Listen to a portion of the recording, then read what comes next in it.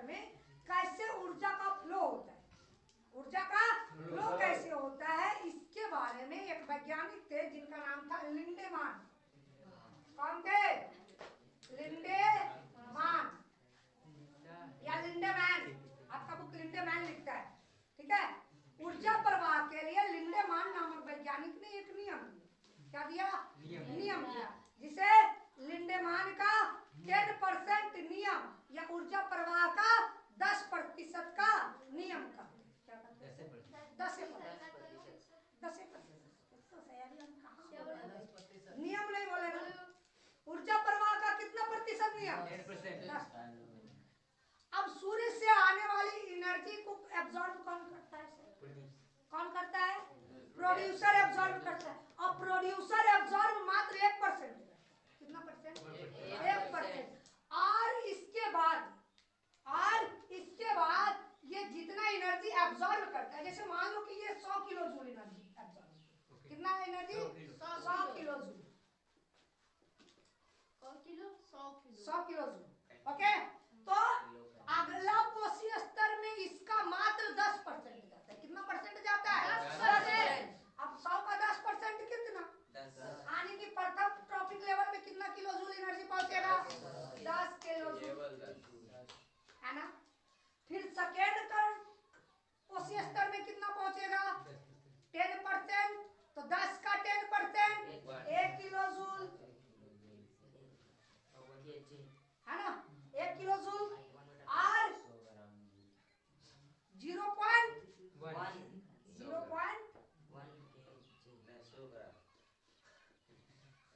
है ना, हो गया।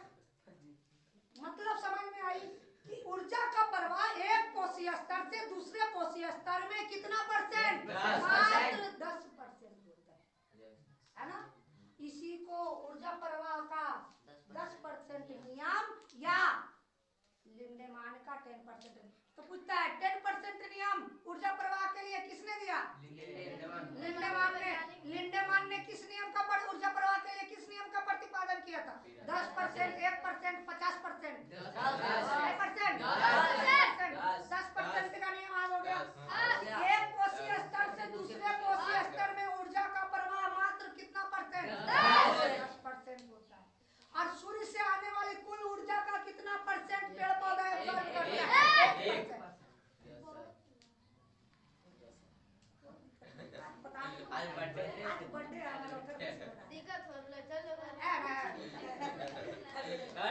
ऊर्जा प्रवाह का कितना परसेंट नियम? 10%। देने वाले वैज्ञानिक इसमें भूल गए हुआ शायद। देख क्या है इसमें? 1864 है, नहीं हुआ। 29 के करीब होना चाहिए, 1900 के करीब, 1929 के करीब होना चाहिए। देख लेते हैं, देख लेते हैं।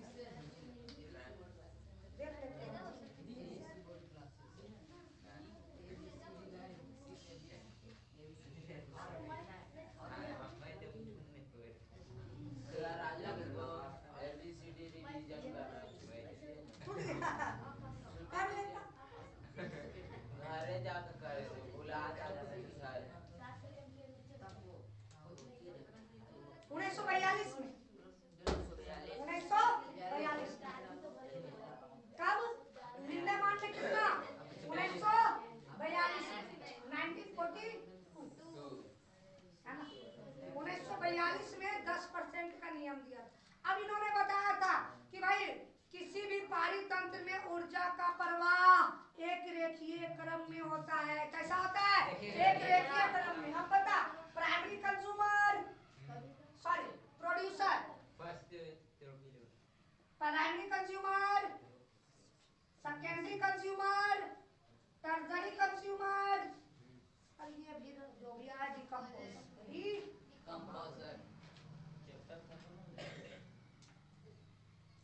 चैप्टर खत्म हो गया?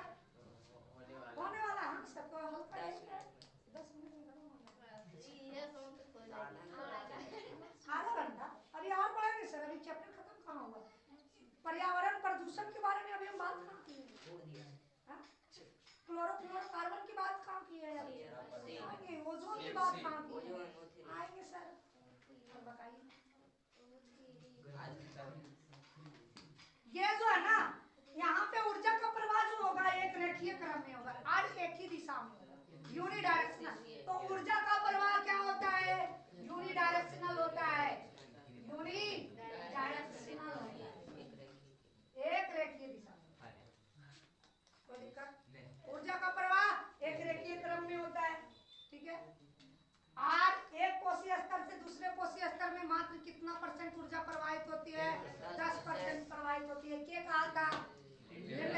कब कहा था? क्लियर हो गई? ये हो गया। ऊर्जा क्या होता है? तो किसी भी जीव के अंदर कार्य करने की क्षमता, कैपेसिटी। कैपेसिटी इज वर्क, है ना। अगला कौन है सर? जय भारत। जय भारत। जय भारत किसे कहते हैं? जीवों के भार, बायोमास बोलते हैं इसको। आप लोग ज्योग्राफी पढ़े हो ना सर? इस सब में आप पेट्रोलियम वोट्रोलियम पढ़े हो या नहीं पढ़े हो? पढ़े हो ना? तो वहाँ पे नहीं आया था जय भारत? भुला गए? अच्छा नहीं पढ़े तो सुन लेना भाई। देखो, किसी भी जीव के अंदर जो वेट होता है उसमें पानी को हटा देने का बाद जितना वेट बच गया, पानी हटा देने के बाद जितना वेट बचता है उस वेट को कहा जाता है बायोमास। यानी कि dry weight of organism is called biomass. जीवों के शुष्क भार को, जीवों के शुष्क भार को जय भार कहा जाता है। जीवों के शुष्क भार, मतलब सूखा भार। अब पानी सूखेगा कब? तो शरीर से पानी निकाल लोगे, बोलो हाँ, है ना। तो मरेगा तब, तो मरने पर भी पानी जमता है, पानी 70%।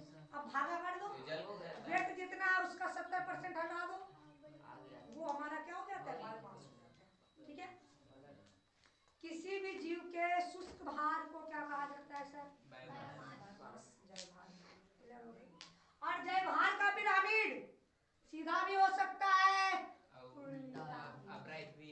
अपराइट भी हो सकता है और डाउनवर्ड भी। दुआ देखो, एक होता है पॉन्ड इकोसिस्टम। कौन इकोसिस्टम? पॉन्ड इकोसिस्टम भी कई प्रकार के होते हैं। एक होता है नेचुरल इकोसिस्टम और दूसरा होता है आर्टिफिशियल इकोसिस्टम। कौन इकोसिस्टम? नेचुरल, जो प्राकृतिक ने, भगवान ने हमारे लिए बना के भेजा है, हमारे लिए बनाया है, वो कहलाता है नेचुरल इकोसिस्टम। और आर्टिफिशियल, जो मनुष्य अपनी आवश्यकताओं को पूर्ति के लिए बनाता है, उसको क्या कहते हैं? आर्टिफिशियल या मैनमेड इकोसिस्टम। क्या बोलते हैं उसको? Manmade ecosystem. कोई दिक्कत? तो पॉन्ड नेचुरल इकोसिस्टम में क्या आ जाएगा? स्थलीय। कौन? स्थलीय, जो स्थल, ग्रासलैंड इकोसिस्टम उसको बोलते हैं। क्या बोलते हैं? ग्रासलैंड, जहाँ पे घास के मैदान पाए जाते हैं, उसके इकोसिस्टम। उसके इकोसिस्टम में क्या क्या आ सकता है बता? प्रोड्यूसर क्या होगा? घास। उसका फिर उसको खाएगा कौन? टिड्डा। टिड्डा, टिड्डा को खाएगा कौन? मेढक। मेढक को खाएगा कौन? सांप को खाएगा कौन?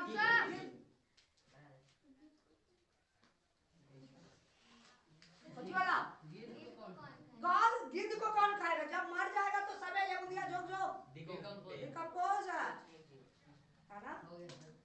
क्लियर हुई? डिकम्पोज। अब पॉन्ड इकोसिस्टम देखो, पॉन्ड इकोसिस्टम की बात करें सर, तालाब वाला इकोसिस्टम की बात करें तो तालाब में क्या होता है सर? पेड़ पौधा देखो छोटे छोटे होते हैं, बहुत सारे पेड़ पौधा होते हैं जो प्लॉट करते हैं, उसको कहते हैं फाइटोप्लैंक्टन। क्या बोलते हैं सर? फाइटोप्लैंक्टन। हिंदी में बोला जाता है पादप प्लवक। क्या बोलते हैं? पादप प्लवक, फाइटोप्लैंक्टन। और इसका वेट बहुत कम होता है। इसका वेट क्या होता है? हल्का होता है। तो वेट ज्यादा होगा तो पानी के अंदर बैठ जाएगा, हल्का होगा तो पानी के साथ क्या करेगा? तैरेगा। बोलो अब बताना, पेड़ पौधे का भार क्या हुआ? कम हो गया। अब उससे ज्यादा भार होता है किसका? जूप्लैंक्टन। क्या होता है? जूप्लैंक्टन, जो फाइटोप्लैंक्टन को खाता है। किसको फाइटोप्लैंक्टन। फाइटोप्लैंक्टन मतलब हरे पेड़ पौधा को जो खाता है, जो पानी के अंदर जो छोटे छोटे पेड़ पौधा होते हैं उसको खाता है। जैसे शैवाल उवाल को जो खाता है, दैट इज कॉल्ड शैवाल जो होता है ना। आगे हम बात करेंगे, आप लोग पढ़ोगे, आप लोग पढ़े हो ना 9th में से। 9th पढ़ेगा, 9th पढ़ेगा, 10 में कुछ सीख ले। क्लोरोफाइसी पढ़े हो? हरे पेड़ पौधा, हरे शैवाल पढ़े हो?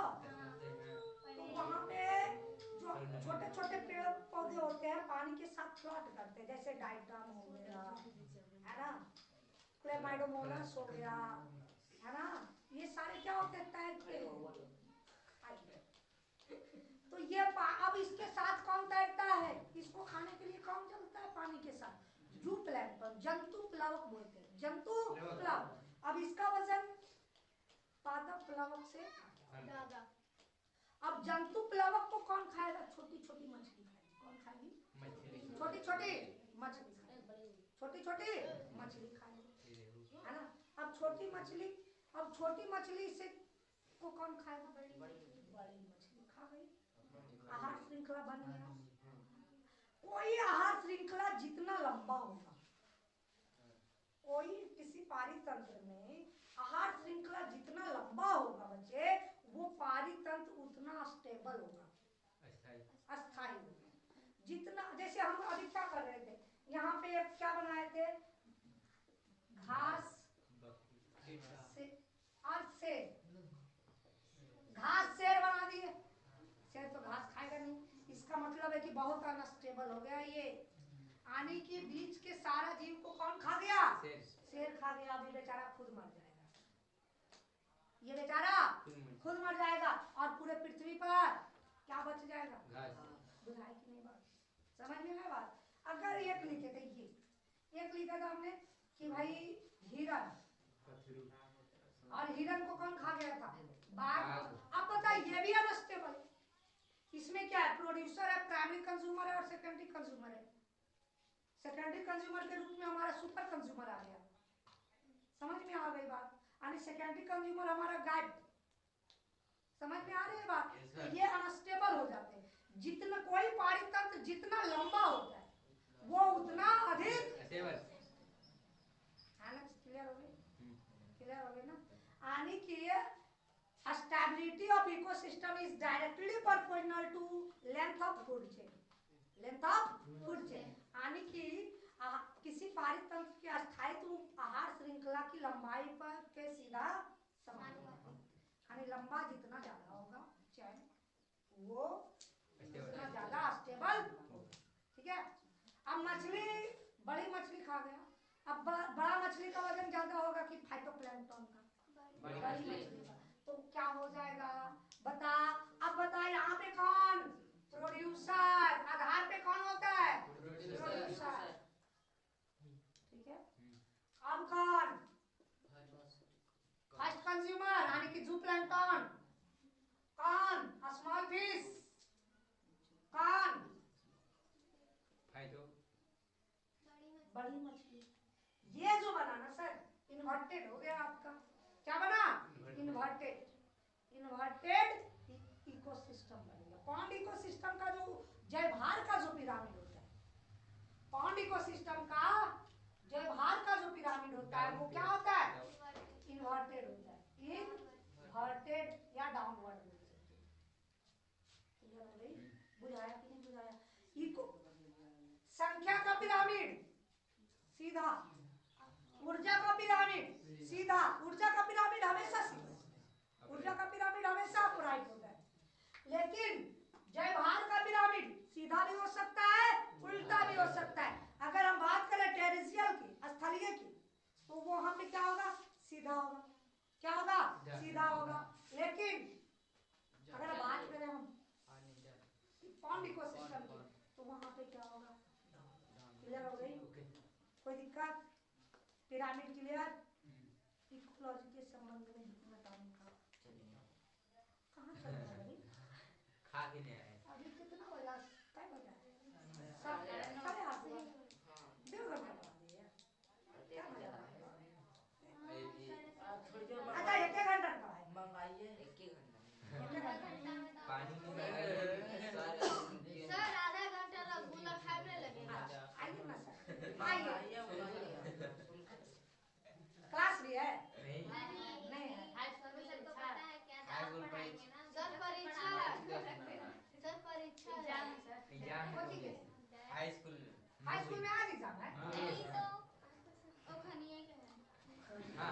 लिए हमारी सब एग्जाम है तो की करियो हम बताओ।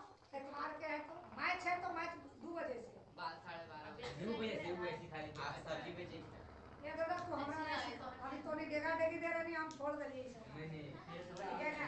बाप है क्या बोल रहा जहां से वाणी नहीं बाबू इससे ये हमें सीखना है ये तू कर जे क्लास में तू ही ओकर हम कुछ ही मास्टर है प्रोफेसर हम डायरेक्टर पहले का सर बताया प्रिंसिपल नहीं वो अरे बाप हमको बहुत बढ़िया लगता है एनर्जी बहुत क्या पढ़ा रहे थे ये मैं नहीं करता तो एनर्जी था ना यार मतलब पता नहीं चल रहा था कि वो बोल क्या है इतना हाली नहीं बोल एनर्जी बढ़ 1 मिनट शांत नहीं रह सकते कहानियों ने खत्म किए जान किया जाना हल्ला नहीं ये जान के जैसा एक टीचर को होना चाहिए कि एनर्जी हो एनर्जाइज आप बताओ सफल नहीं आएगा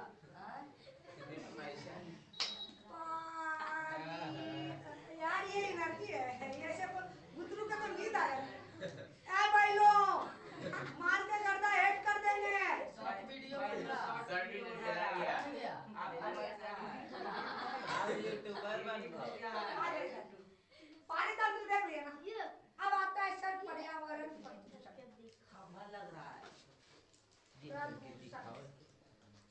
पॉल्यूशन क्या बोलते हैं सर पॉल्यूशन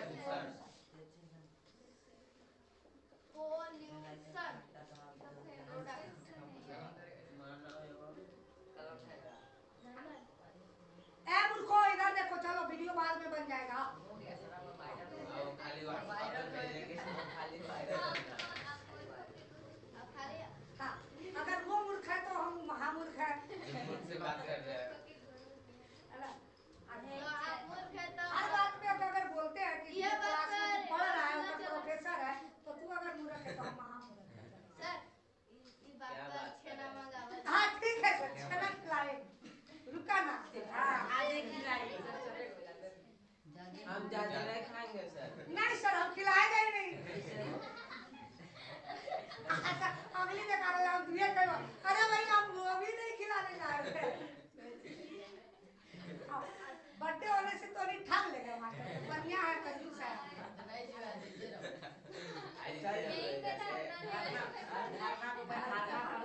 धरना प्रदर्शन होगा ठीक है जाना चौराहा पे अमन सर आए आए अमन सर आए आए आगे के सोल सर भी जगह दे तो पलट गए तोरी के धरना में मदद करेंगे सोनू सर अमन सर हमारी मांगे पूरी करो हमारी मांगे पूरी करो। क्या मांग रहे हैं अरे हमारी मांगे पूरी करो अच्छा सोनू सर के सब वीडियो दिखा दो कोई दिक्कत नहीं है अमन सर को कोई दिक्कत नहीं सर अमन सर एडिट नहीं करता ना वीडियो डायरेक्ट जितना भी क्लास का रिकॉर्डिंग हो रहा है सारा रिकॉर्डिंग जाएगा सब बकायदा रिकॉर्डिंग होता है चाहे 15 जीबी 17 जीबी चल जाए कोई दिक्कत नहीं ओके हाय भी बुलाइए अब आइए मजाक करता हूं।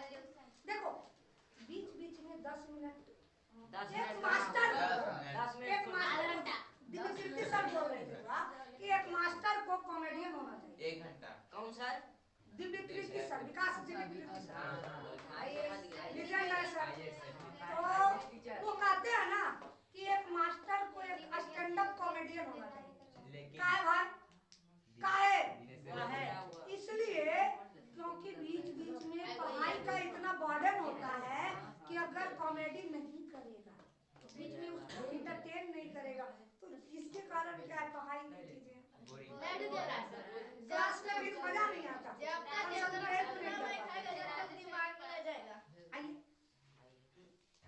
पॉल्यूशन क्या है प्रदूषण प्रदूषण क्या है कहते क्या है किसे कहते हैं भाई पर्यावरण में उपस्थित तत्वों में घटकों में जब असंतुलन पैदा हो क्या पैदा हो जाए असंतुलन का या अनियमितता पैदा हो क्या उत्पन्न है अनियमितता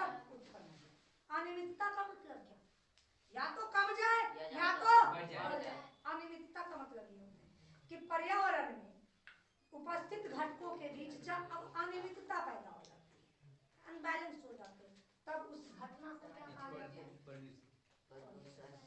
कहा जाता है पॉल्यूशन। पॉल्यूशन होते कितने प्रकार? बेसिकली पॉल्यूशन को 4 वर्गों में बांटा गया है, लेकिन वर्तमान समय में मॉडर्न डे में पॉल्यूशन बहुत सारे प्रकार के भिन्न भिन्न प्रकार के। लेकिन आइए जो मेन पॉल्यूशन है उसकी बात हम बात करें। अभी सब बहुत सारे पॉल्यूशन है, सबकी बात हम कर लेंगे छोटा छोटा। सबसे पहला है सर एयर पॉल्यूशन। अच्छा, काउज ऑफ पॉल्यूशन क्या है? पहली बात कारण क्या है? देख भाई, अगर प्रदूषण की बात आ गई, अगर आपको पूछ दिया कि कोई कारण बताए, तो अगर आपको कोई कारण नहीं याद है ना, तो सबसे सिंपल उदाहरण आज रखना, जनसंख्या। जनसंख्या वृद्धि, जनसंख्या वृद्धि पॉल्यूशन का सबसे प्रमुख कारण है। कोई का प्रदूषण रहे, वो सबसे बड़ा कारण कौन है?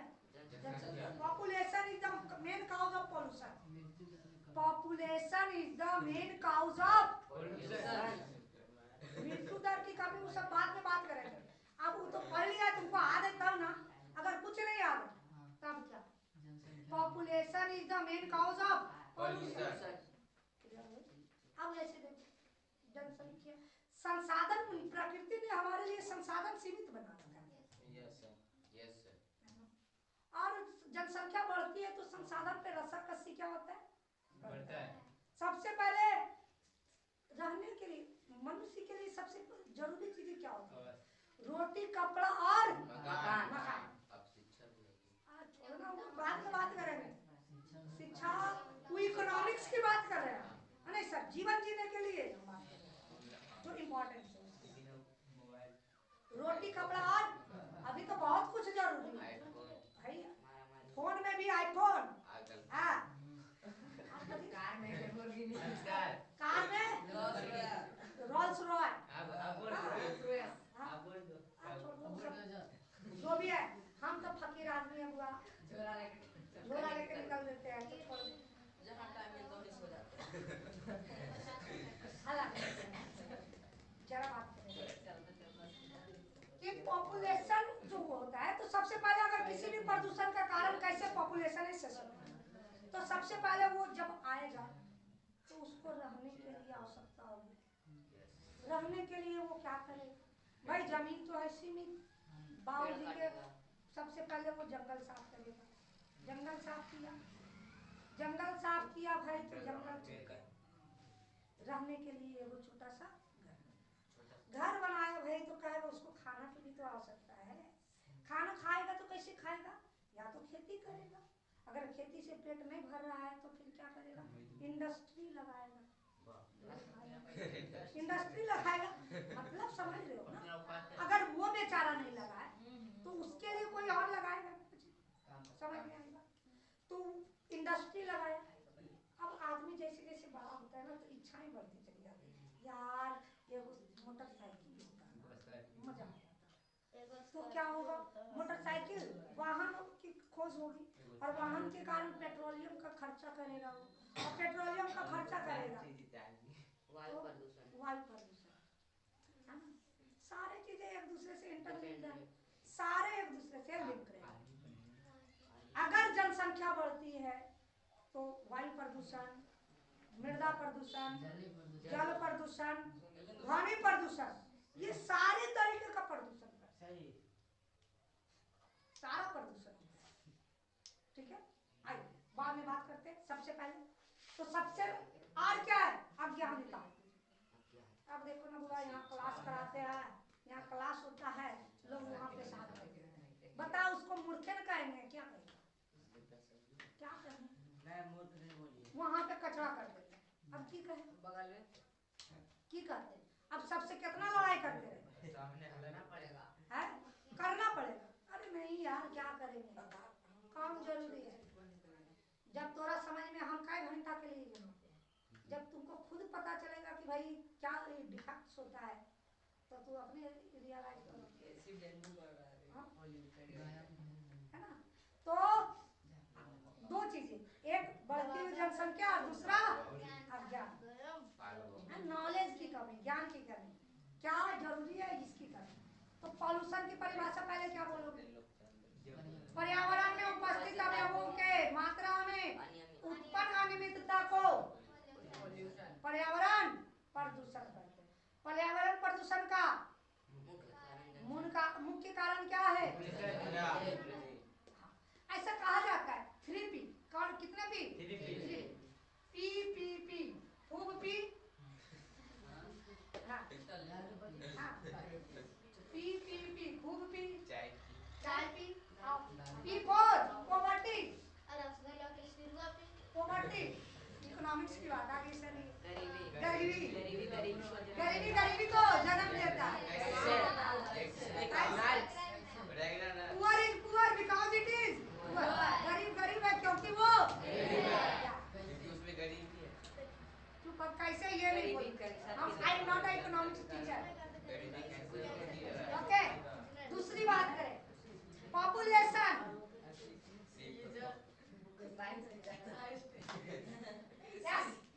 सी बना दे, हमरा ही के सी बना दे। Thank you. तीसरा क्या है बच्चे? पॉवर्टी पॉपुलेशन इज काउज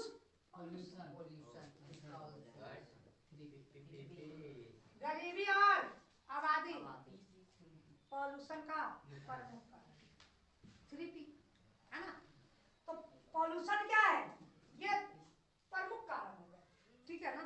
आइए जरा क्या है sir, air pollution, types of pollution की बात करें, है ना। तो एक नेचुरल हो जाता है और एक मैन मेड हो जाता है। लेकिन मैन मेड ज्यादातर हो गया है। नेचुरल पॉल्यूशन जो था, अगर नेचुरल कोई पॉल्यूशन बनाता है जी, तो वो पॉल्यूशन कुछ ना कुछ वेरिएशंस लाता है, वो कुछ ना कुछ वेरिएशंस लाता है, और उस पॉल्यूशन को नेचुरल खुद उसको कंट्रोल कर लेता है ना। लेकिन प्राकृतिक, हम लोग जब प्राकृतिक से छेड़छाड़ कर रहे हैं तो प्रकृति कहता है हुआ कि हमको छेड़ेगा तो हम तुमको छेड़ेंगे, छोड़ेंगे नहीं, छेड़ेगा तो छोड़ेंगे। अभी देखो ना, पेड़ काट रहे हो, अभी तक है, नवंबर आने वाला हो, अभी तक गंजी पे घूर रही है। तो नहीं समझ में आ रही है बातें? ग्लोबल वार्मिंग का कंडीशन समझ में आ रहा है, तापमान कितना राइज हो रहा है, समझ में आ रही है बातें? तो कारण ये, पेड़ पौधा काटोगे, बढ़ती हुई जनसंख्या, क्राउड बढ़ेगा, गर्मी बढ़ेगी। जहाँ दूर दूर क्राउड होंगे, एयर पार्टिकल्स ज्यादा चलेगा, वैकेंट होगा स्पेस, तो क्या होगा, हवा का गमन ज्यादा होगा, तो ठंडक बढ़ेगी। लेकिन भाई नहीं है, स्पेस ही नहीं है, हवा को बढ़ने के लिए स्पेस ही नहीं दे रहे। हाँ, इसीलिए कहते हैं आप लोग को कि जब भी पेड़ लगाओ तो एक दो पेड़ लगाओ, एक अपने नाम का, एक मेरे नाम का। हाँ, हम तो लगाएंगे ही, लेकिन अगर हम लगाएंगे तो कितना लगाएंगे? सुनना बात, हम लगाएंगे तो 10 पेड़ लगाएंगे, अगर आप लोग प्रत्येक ने लगाया तो 2-2 पेड़ लगाया तो 10 गुना। हम कितना को पढ़ा रहे हैं? इतना बुजुर्ग को पढ़ा रहे हैं, अगर प्रत्येक ने लगाया, सर सरकारी जमीन पे लगाए, और ऐसा पेड़ लगाए, ऐसा पेड़ लगाए जो फल ना दे। ऐसा है, फल देने वाला पेड़ लगाओगे ना तो इसकी डिसएडवांटेज ये होगा कि गांव देहात में जलनशीलता ज्यादा होता है। अच्छा, तो सरकारी जमीनों पे पेड़ लगा देता है और फल खाता है, तो दूसरा के जमीन दूसरा लगा देते हैं, और हम चलते क्या करते हैं, खत्म कर देते। ऐसा पेड़ लगाओ, छायादार हो, पीपल लगाओ,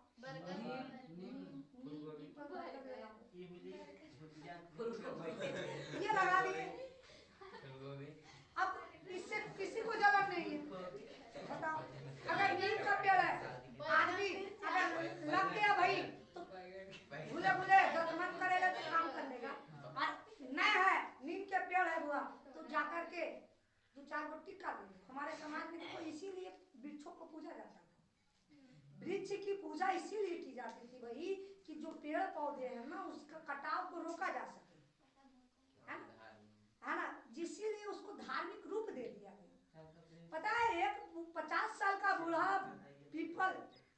50 लाख रुपए का ऑक्सीजन देते हैं। 50 लाख रुपए का। एक वैज्ञानिक थे रॉबर्ट कॉन्स्टेंजा, जिन्होंने इकोलॉजिकल सर्विस के बारे में कैलकुलेशन किया था। उन्होंने ही बताया कि एक 50 साल का बूढ़ा पीपल लगभग 50 लाख रुपए का ऑक्सीजन देता है और उन्हें फ्री में।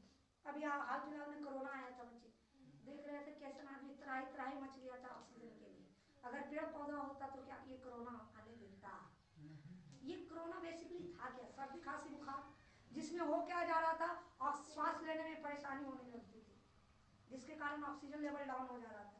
तो अगर एनवायरनमेंट में ऑक्सीजन लेवल होता तो क्या हमको आर्टिफिशियल ऑक्सीजन की आवश्यकता पड़ती? नहीं पड़ती। तो कितना इंपॉर्टेंट है पॉल्यूशन को रोकना, ये समझने के लिए। तो इसके लिए पॉल्यूशन को हमेशा क्या करना चाहिए? हमको प्राथमिक कक्षाओं से जागरूक करना चाहिए। पेड़ पौधे के बारे में लगाने की बात करनी चाहिए, साफ सफाई के मेंटेन करना चाहिए।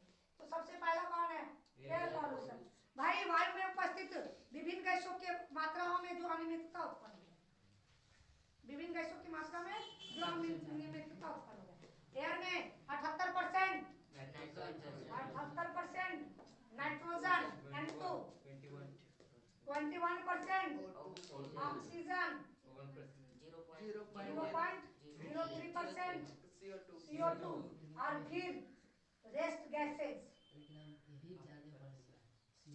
नहीं सर, बढ़ा नहीं सर, सुनिए ना, पॉइंट में बढ़ा, इसका ये हाल है। अगर ये 1 के करीब चल जाएगा ना तो सुन लेना कि की हो जाएगा। आज जरा बात करें भाई, ये प्रतिशत मात्रा है नेचुरल एयर की, प्राकृतिक एयर की, और इसकी मात्रा में कमी या वृद्धि, क्या कमी या वृद्धि क्या कहलाता है? Air pollution. वायुमंडल में उपस्थित विभिन्न गैसों की मात्रा में कमी या वृद्धि हो जाना क्या कहलाता है? एयर पॉल्यूशन कहलाता है। कारण क्या है? बढ़ती हुई जनसंख्या। बढ़ती हुई जनसंख्या के कारण क्या होता है? वनों का विनाश होता है, यानी डिफॉरेस्टेशन, वनोन्मूलन। क्या बोलते हैं? वनोन्मूलन। किसी वन क्षेत्र से वन का विनाश करना वनोन्मूलन कहलाता है। क्या कहलाता है? वनोन्मूलन कहलाता है, डिफॉरेस्टेशन। दूसरी बात, अगर हम बात करें, जब जनसंख्या वृद्धि होती है तो क्या करते हैं?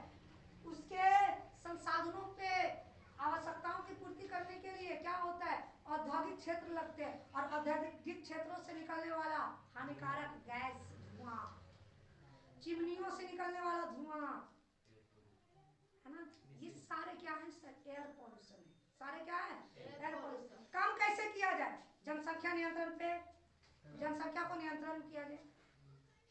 दूसरी बात, वनों की वृद्धि किया जाए, सामाजिक वानिकी पे ध्यान दिया जाए। Social foresting. What is social foresting? Geography आ गया। सोशल फॉरेस्टिंग हुआ, हम सब जानते हैं, जानते सब है, लेकिन पढ़ाते नहीं, वो अलग बात है। सामाजिक वानिकी क्या है? जो किसी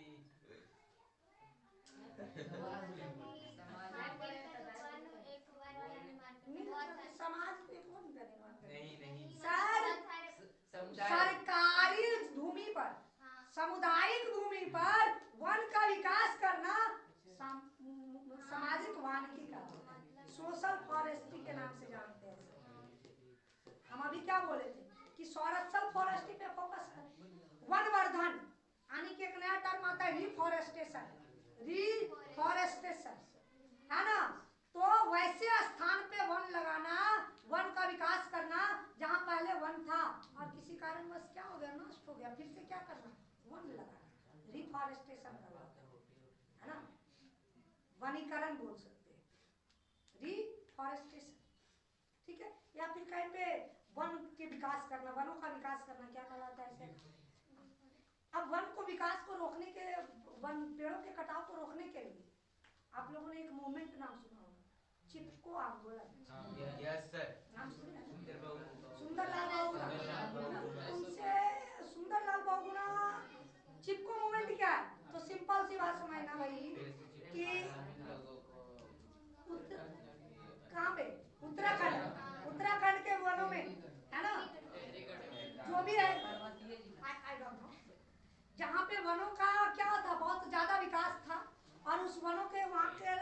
लोग क्या कर रहे थे, अंधाधुन वन को काट रहे थे, जिसके कारण उन्होंने क्या कहा था कि भाई हम पेड़ पौधे से क्या करेंगे, चिपक जाएंगे।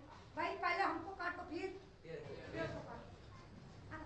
इनसे पहले कहा लेडी थी जिनका नाम था अमृता देवी बिश्नोई, अमृता देवी बिश्नोई, है ना। इन्होंने क्या किया था कि ये उस समय की बात है जब राजा महाराजाओं का टाइम हुआ करता था राजस्थान, ठीक है, हाँ राजा महाराजाओं का राज हुआ करता था। तो ये वे क्या करते थे भाई, पेड़ का अवैध कटन करता, अवैध रूप से काटते थे। तो उसी समय ये बेचारी पेड़ को काटने के लिए काटने से बचाने के लिए वो चिपकने लगे, है ना। तो जंगलों के पेड़ के से बचाओ, जो पेड़ को उसको बचाता है ना, उसके लिए लोगों को एक प्राइज दिया जाता है, हुआ अमृता देवी बिश्नोई सम्मान पुरस्कार, ठीक है। वो पुरस्कार मिलता है, वो चिपको उन्हीं के नाम पर रखा गया है, ठीक है। तो ये चिपको आंदोलन की नाम आई।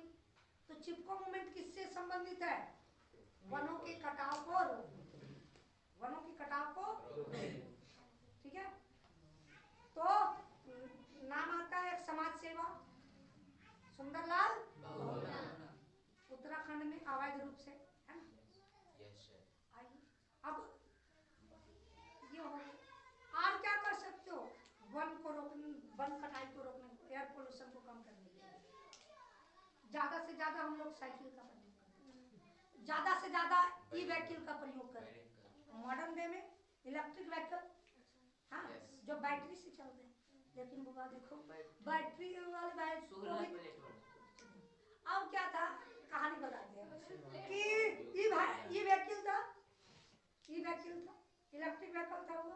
अब उसको आवश्यकता हो जाती है बीच में चार्जिंग की, बेचारा डाउन हो गया था, डाउन हो गया था तो उसको चार्जिंग की आवश्यकता थी। अब चार्जिंग के कारण अब कहाँ बीच रास्ता में कहाँ पे, जहाँ पे चार्जिंग पॉइंट बना था वहाँ सोलर प्लेट नहीं था, बल्कि वहाँ जनरेटर था, कुछ था जनरेटर। अब एक तरफ से हम कह रहे हैं, ये दोगलापना देखो हम लोगों की, हम कह रहे हैं कि क्या पर्यावरण प्रदूषण से बचाने के लिए हम लोग क्या कर रहे हैं, ई व्हीकल का प्रयोग कर रहे हैं, और दूसरा उसको चार्ज करने के लिए क्या कर रहे हैं, जनरेटर का प्रयोग कर रहे हैं। मतलब जगह से धुआं निकलेगा, पेट्रोलियम खपत हो डबल, समझ में आ रही है बात। अगर वही करना है तो हम पेट्रोलियम का ही खर्चा करें, है ना, समझ में आई बात। तो इसके लिए उचित व्यवस्था करनी होगी, है ना, समझ में आई बात। एयर पॉल्यूशन क्लियर हुआ। एयर में उपस्थित विभिन्न गैसों की प्रतिशत मात्रा में जो अनियमितता उत्पन्न हो जाती है उसको क्या कहते हैं, एयर पॉल्यूशन। कम करने के उपाय समझ में आ गई। कोई भी प्रदूषण हो उसको सबसे पहले जनसंख्या पे कंट्रोल करना, है ना। दूसरा बात अगर हम बात करें, क्या बोले,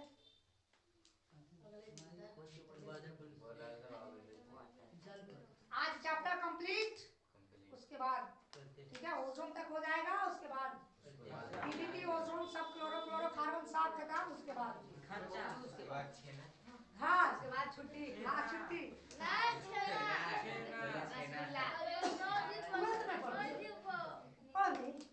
खर्चा नहीं करेंगे तो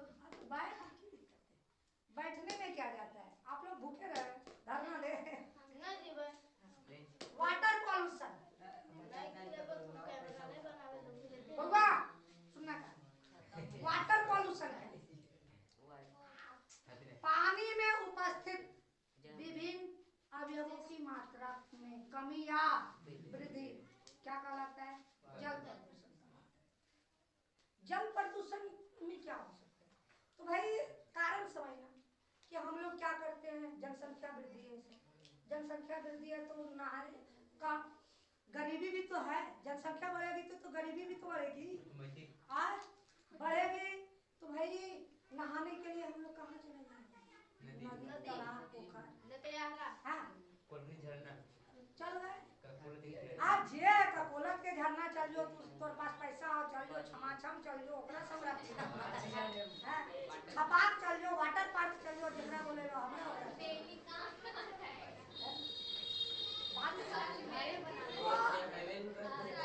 अब बता, पहली बात गंदगी बढ़ा, सुनना अब क्या, अब जानवर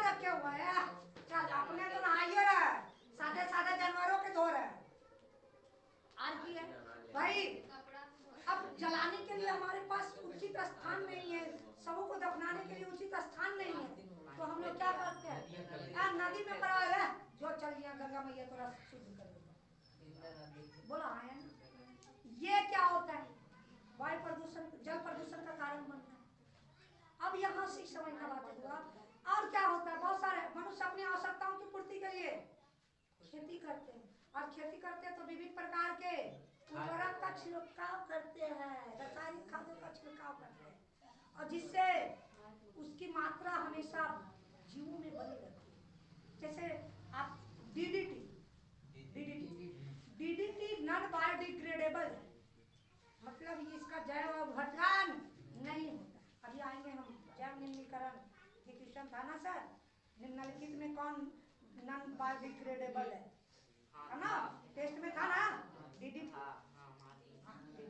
डीडीटी का पूरा नाम भी बता देंगे सर हाँ चलो देखे इंग्लिश में नाम है कुछ तो बात अच्छा ओकरा में था तो कोची कागज था कागज साफे हो जाता है कपड़ा था कपड़ा गलिए जाता है कपड़ा गलता है ना नहीं काहे गल जाता है काहे गल जाता है क्योंकि वो सजीवों से प्राप्त होता है और जो चीज सजीवों से प्राप्त होगा वो गल जाएगा और जो चीज सजीवों से प्राप्त नहीं होगा प्लास्टिक सजीव से प्राप्त होता है कैसे बनता है प्लास्टिक पॉलीमर है इथिलीन समझते हो चलिए आगे हम पॉलीमर ऑर्गेनिक केमिस्ट्री की बातें बाद में बात करेंगे। तो खादों का छिड़काव करते हैं बुआ तो वो खाद क्या होता है एक घटना घटती है बुआ जिसका नाम है यूटोरिफिकेशन ये वर्ड याद रखना यूटोरिफिकेशन सुपोषण क्या होता है सुपोषण ये वर्ड याद रखना सुपोषण है ना। और एक और टर्म आता है बायोमैग्निफिकेशन जैव आवर्धन आवर्धन का मतलब फिजिक्स में पढ़ा है ना फिजिक्स बायोलॉजी मिल गया हाँ मिल गया ना। आवर्धन का मतलब होता है बढ़ना आवर्धन का मतलब बढ़ना अब चुप रहना।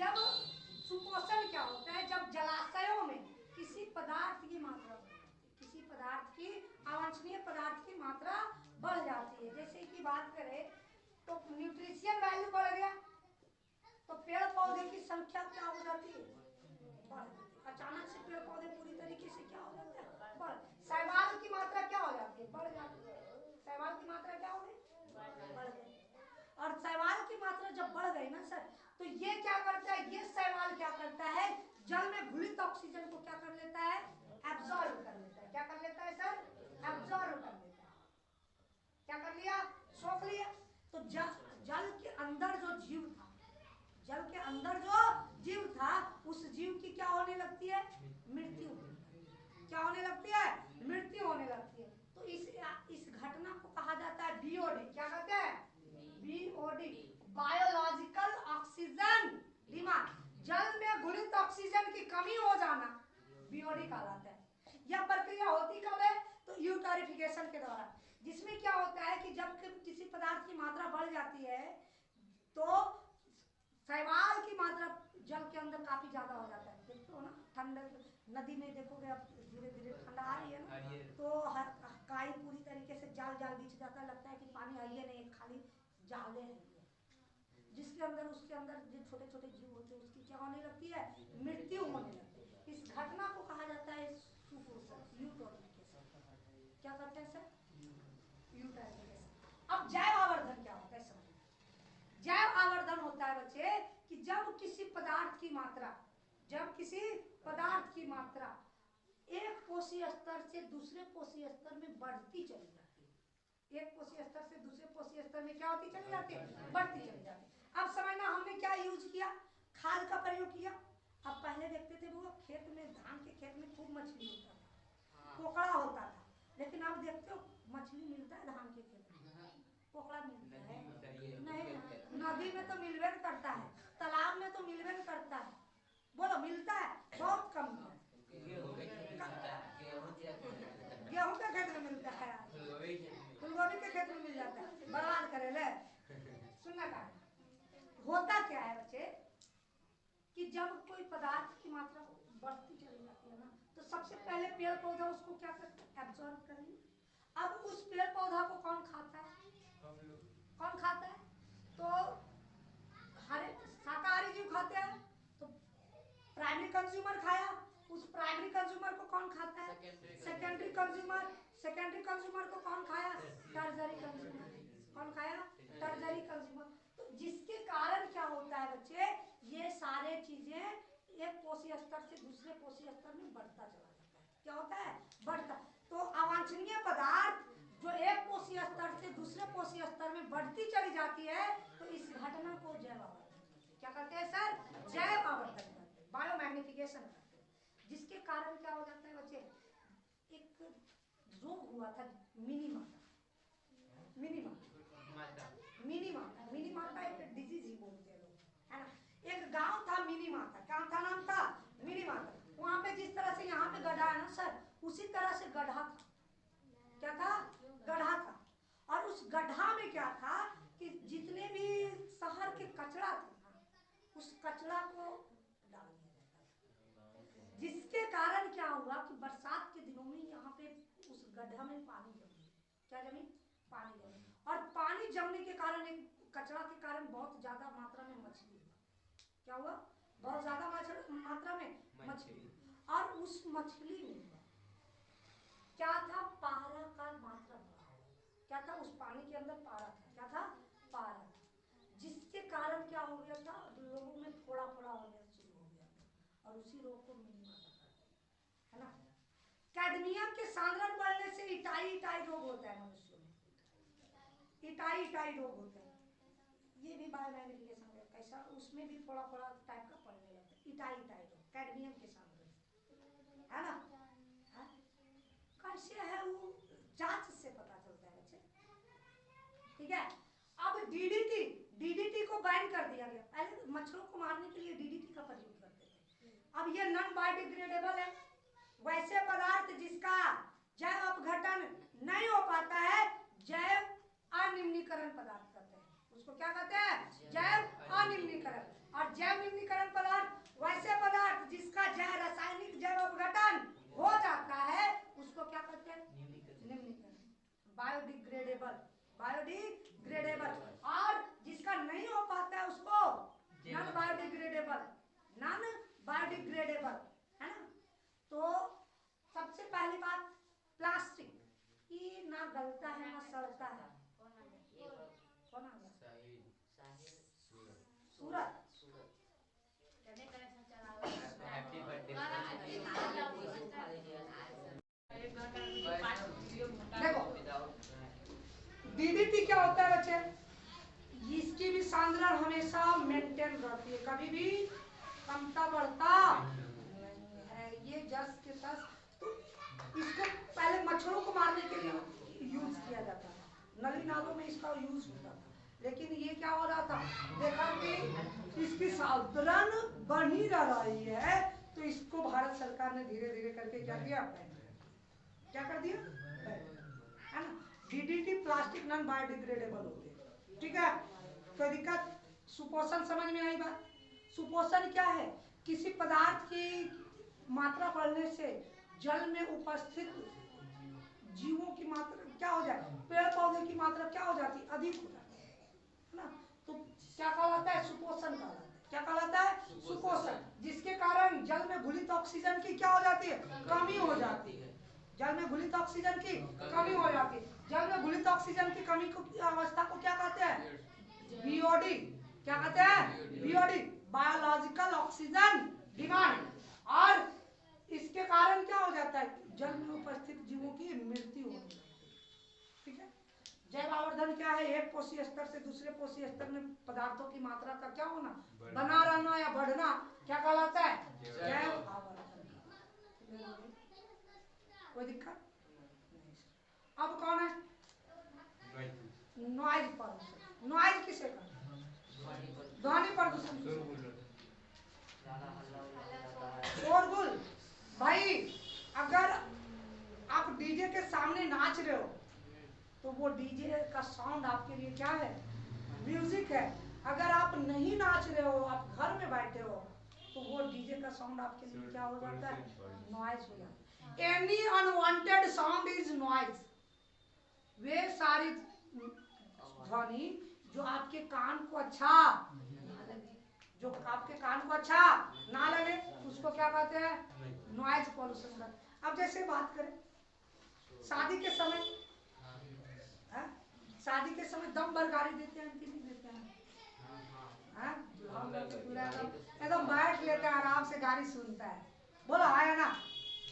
लेकिन यह आन दिन कोई बोल दे तू रेक आदमी हमरा फाड़िए दो, लेकिन शादी के दिन कितना खराब खराब गाली दे। वो म्यूजिक है, उस समय क्या है वो म्यूजिक है, लेकिन जैसे ही किसी और अवस्था में गाली मिला, आपका भी शादी नहीं देखे तो वो क्या है? वो क्या है? नॉइज हो गया ना। तो जो कान को अच्छा ना लगे, है ना, क्या कहता है? अब नॉइज पॉल्यूशन के कारण क्या हो सकता है? ये तो कारण हो गया ना, जनसंख्या वृद्धि, बढ़ती भीड़ भाड़ और वनों का विनाश। बस जो जो जो घटना बताया है सब लिख लेना है। अब सुनना चाहेंगे एक सबसे बड़ी बात कि भाई ध्वनि प्रदूषण से क्या नुकसान है? मानसिक रूप से तनाव, स्ट्रेस, हार्ट संबंधित बीमारी, हृदय घात, बहरापन। डीजे सुन करके जाओ, उसके बाद लगता है कि सामने वाला जगह बोल रहा नहीं, वो वही रहे आए तो ठीक है। ऐसा होता है ना। तो भीड़ भाड़ इलाके से बचे। क्या करना चाहिए आपको? एयरफोन का, एयर प्लग का प्रयोग करना चाहिए। लेकिन आपकी एकदम म्यूजिक एकदम ऐसा नाच रहे हैं, ऐसा नहीं भाई। एयर प्लग लगाने का मतलब है कि जो नॉइज कैंसिलेशन प्लग। और जब भी आप लोग से रिक्वेस्ट है बच्चे, जब भी डीजे पे जाओ, डीजे पे डांस करने जाओ, तो कान में हल्का सा रुई डाल लेना। हाँ सर, रुई डाल लेवे तो नाच भाई कैसे मास्टरवा सुना ये पड़ता है। नहीं नहीं नहीं नहीं नहीं नहीं बच्चे, ऐसे डीजे है ना। ध्वनि की जो तीव्रता होती है बच्चे, हम किस में मापते हैं? डीबी में, डेसिबल में। ध्वनि की तीव्रता डेसिबल में, डेसिबल है ना, कुछ में डेसिबल में। आवृत्ति को हर्ट्ज में मापते हैं। डेसिबल ध्वनि की तीव्रता किसमें? याद रखना, decibel, dB, dB, decibel. Okay, कोई दिक्कत? तो ये ध्वनि प्रदूषण। आपको जी हो गया मृदा प्रदूषण। मृदा में उपस्थित, अच्छा मिट्टी किसे कहते? मृदा किसे कहते?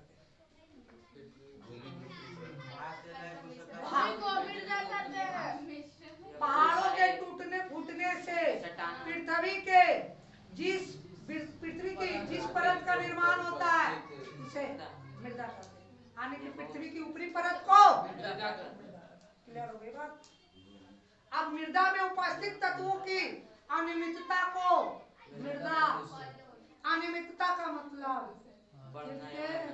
बढ़ना या किसी पदार्थ का बढ़ जाना या किसी पदार्थ का कम जाना, है ना। तो क्या कहलाता है? मृदा प्रदूषण। कारण क्या है? फिर से वही बात, वनों का विनाश करेंगे, मिट्टी का कटाव बढ़ जाएगा, ओवर ग्राजिंग हो जाएगा, जानवरों की वृद्धि हो जाएगी तो घास खा लेगा, घास खा लेगा तो लेबुंदिया झोंक झोंक। अब दो चीजें होती है, मृदा का कटाव होता है। मृदा का कटाव कितने तरीके से होता है? दो तरीके से होता है। एक होता है, आप लोग पढ़ के आए हो, जैव संसाधन मृदा, मृदा पढ़ के आए हो ना, मृदा संसाधन पढ़ के आए हो ज्योग्राफी में, आई डोंट नो, ठीक है। तो लेकिन जान ले, दो घटना होती है, एक होता है अपर्दन और दूसरा होता है अवक्षय। अपर्दन और अवक्षय। अपर्दन किसे कहते हैं? मृदा अपर्दन किसे कहते हैं? मृदा का अवक्षय किसे कहते हैं?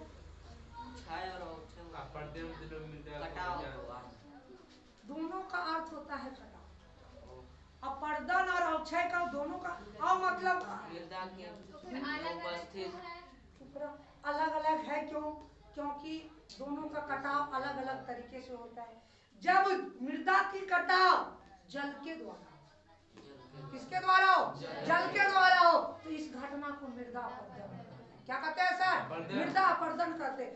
और जल का कटाव, मृदा का कटाव हवा के द्वारा हो। हवा उड़ता है सर, तो देखिए धूल उड़ने लगता है, उड़ता है तो मिट्टी सतह छोड़ देता है ना, तो उसको मृदा अवक्षय कहते हैं। जल, मृदा का कटाव जल के द्वारा, मृदा अपरदन हवा के कारण द्वारा। क्लियर हो गई? रोका कैसे जाएगा? आज उर्वरक का कम प्रयोग करें, जैव उर्वरक का प्रयोग करें, पेड़ पौधे के कटाव पर रोक लगाएं, वनों का विकास करें। आज जनसंख्या पे नहीं, घुरा फिरा के कुछ ना कुछ हर बार में पहुंचे ना।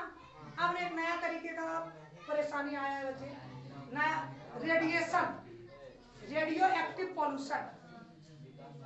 मॉडर्न डे में सबसे ज्यादा इफेक्टिव होता है रेडियो एक्टिव पॉल्यूशन, है ना। बहुत सारे इलेक्ट्रॉनिक डिवाइसेस जो हम यूज करते हैं उससे हानिकारक माइक्रोवेव्स और रेडियो वेव्स निकलता है, और ये वेव्स क्या करता है? हमारे एनवायरनमेंट को प्रदूषित करता है। तो रेडिएशन के द्वारा एनवायरनमेंट का के मात्रा, पर्यावरण की मात्रा में अनियमितता जो उत्पन्न होती है, उस अनियमितता को क्या कहते हैं sir? Radiation, pollution by radiation, pollution by radiation. जैसे अब आप लोग को बताते हैं सर कि एक हाई में से गिरने से हुआ, अगर आप कार्बन डाई जितना एक दिन में ऑक्सीजन देता है ना, उससे 3 गुना ज्यादा कार्बन डाइऑक्साइड केवल हाई गिरने से निकल जाता है। समझ तो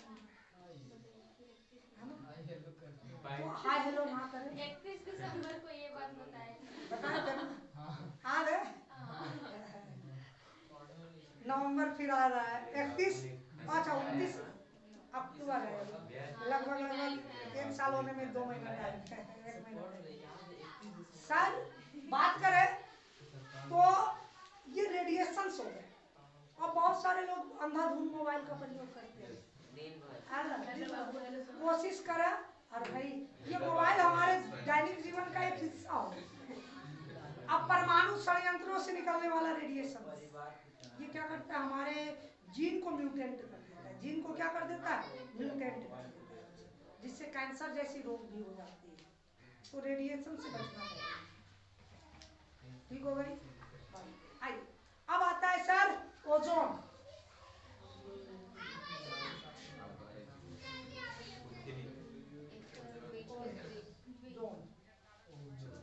है ना, ओजोन।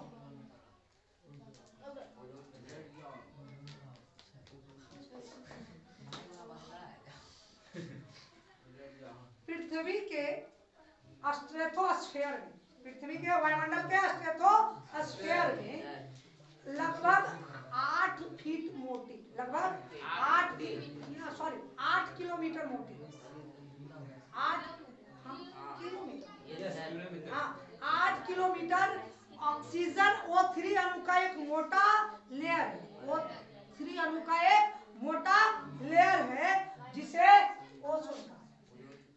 जब ये बेचारा नहीं था ना सर, तो हाँ प्राकृतिक के दौरान एटमॉस्फेयर जो था उस समय ये क्या था? नहीं था, जिसके कारण क्या हुआ था हुआ कि हमारा जो अर्थ था वो रिड्यूसिंग प्रवृत्ति के थे, अब चायक प्रवृत्ति के थे। रिड्यूसिंग समझ रहे हो ना? आज आ गए ना chemistry sir, biology is a part of chemistry. तो ओजोन क्या है सर? कहाँ उपस्थित है? स्ट्रेटोस्फेयर में। कितना मोटा? 8, लगभग 8 किलोमीटर मोटा, है ना। क्या है? किसका? O3 अणु का एक लेयर है, O3 अणु का एक लेयर है, जो जिसे हम लोग किस नाम से जानते हैं सर? Ozone layer. और फिर ओजोन की जो मोटाई है ना, वो किस में मापते हैं? डॉब्सन यूनिट में। कौन यूनिट में? डॉब्सन यूनिट में। ओजोन की मोटाई किसमें मापी जाती है? किसमें? डॉप्सन यूनिट में। ठीक है, अब ये ओजोन क्या हो रहा है सर? ओजोन को क्या कहा जाता है? पृथ्वी का कंबल कहा जाता है। पृथ्वी का कंबल कहा जाता है। काहे भाई? तो सूर्य से आने वाली हानिकारक पराबैंगनी किरणों को ये क्या करता है? रोकता है। इस अल्ट्रावायलेट रेज को रोकता है। किसको रोकता है? रिकॉर्डिंग हो रहा है। Thank you. आप अभी पढ़ाई कर लियो, आप तो नहीं 20 मिनट के बाद का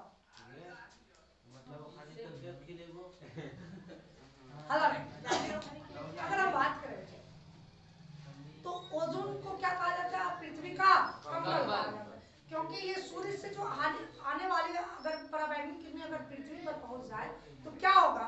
तो स्किन से संबंधित बीमारी होगी, त्वचा का कैंसर हो जाएगा, आंख की रोशनी, आंख में बेचैनी हो जाएगी, पेड़ पौधों में प्रकाश संश्लेषण का दर प्रभावित हो जाएगा, बेचैनी, नोचनी हो, रेडनेस ऑफ आईज बढ़ जाएगा।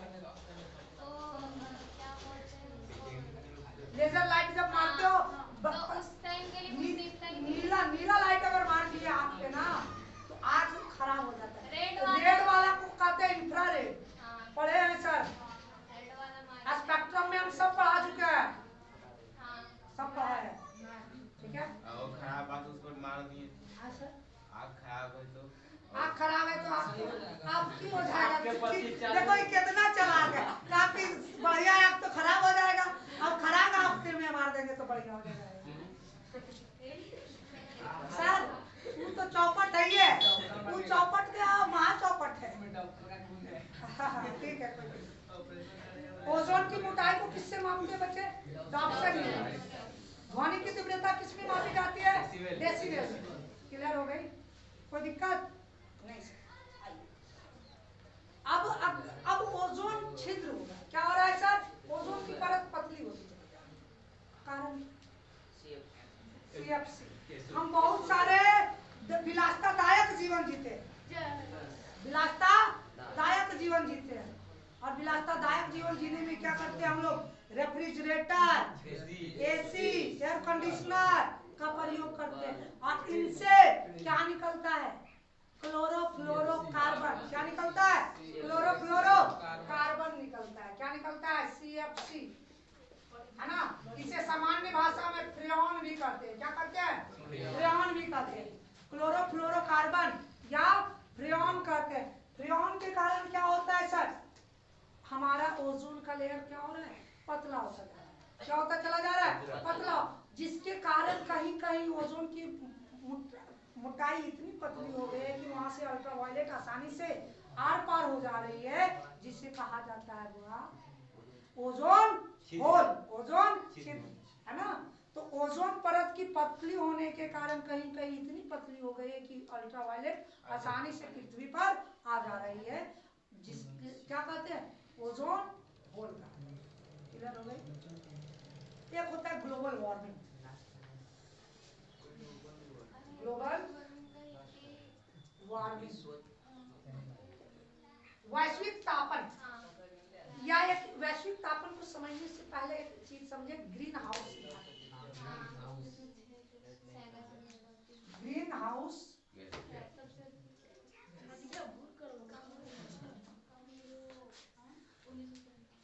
है ना? ग्रीन हाउस गैस या green house effect. Green house effect जैसे आप लोग ग्रीन हाउस देखो, ग्रीन हाउस देखियो, ग्रीन हाउस मतलब हरा घर का मतलब होता है कि एक ऐसा घर जहाँ पे सूरज की किरणें तो आए लेकिन वहां से किरणें बाहर ना आए। क्या हो? उस सतह से सूर्य की उष्मा जो है उस घर में क्या हो जाए? ट्रैप हो जाए, फंसा रह जाए। जैसे देखते होंगे कहीं कहीं पे आप लोग खेती बिहार से जाते होंगे तो खेती उती के दौरान क्या करता है? एक हरे रंग का चदरा डाल देता है ठंडे के दिनों में। हाँ, ठंडे के दिनों में, है ना? तो ऐसे कंडीशंस में क्या होता है कि एनर्जी आ जाती है लेकिन बाहर नहीं जा पाती। तो तो ऐसी घटना को क्या कहा जाता है? Green house. क्या कहते हैं? Green house. अर्थ भी कुछ उसी तरह का वर्तमान समय में हो चुका है, क्योंकि जैसे जैसे कार्बन डाइऑक्साइड की मात्रा बढ़ती चली जा रही है तो वायुमंडल क्या कर रहा है, अर्थ क्या कर रहा है हुआ, ये सूर्य से आने वाली किरणों को क्या करती है? एब्जॉर्ब तो कर लेती है, लेकिन ये पुनः बाहर नहीं भेज पाती है। क्यों? क्योंकि इसके ऊपर कार्बन डाइऑक्साइड की एक मोटी परत बनती जा रही है, जो इस गैस को निकलने से क्या करता है? इसके किरणों को निकलने से रोकता है, जिसके कारण पृथ्वी का तापमान क्या होता चला जा रहा है? बढ़ता चला जा रहा है। तो पृथ्वी का तापमान बढ़ने की क्रिया को क्या कहते हैं? Global warming. तथा इस घटना को क्या कहा जाता है? Green house effect. और वैसे गैस जो इस क्रिया को में मदद कर रहा है, उस गैस को क्या कहते हैं? Green house gas. और ग्रीन हाउस गैस में सबसे प्रमुख गैस कौन है सर? CO2। सबसे प्रमुख गैस कौन है सर? CO2। और कौन है सर? CFC। और कौन है सर? NO2। और कौन है sir? SO।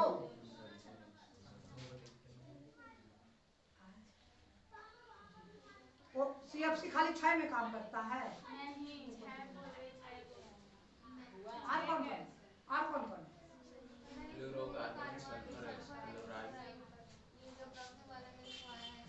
What is this?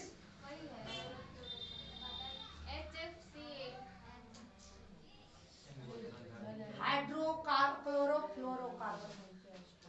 Carbon monoxide. Carbon monoxide basically carbon dioxide होते हैं। मीथेन। मीथेन। हाँ methane sir. N2O methane CH4। N2O nitrous oxide. Sir हो गया N2O। ब्रिज डैम हो गया। Nitrous oxide, nitric oxide. आइए सबसे प्रमुख फादर CO2। सब डाउटर, सब सबके बाप नाइट्रोजन पर आप अगर हंस रहे हो ना ऐसा कंडीशन में तो नाइट्रोजन ऑक्साइड बोल देना डायरेक्ट, ठीक है? डाइऑक्साइड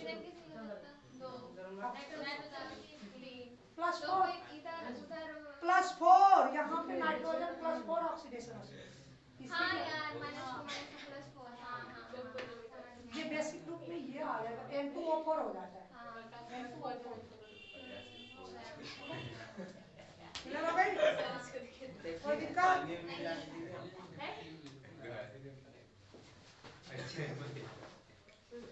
चैप्टर कंप्लीट हो गया। ओके। हो गया। क्वेश्चन जितना है आज सारा देख लेना बन पाके। अगर नहीं बनता है पढ़ के हाँ नोट्स लिख कर कहा जाए।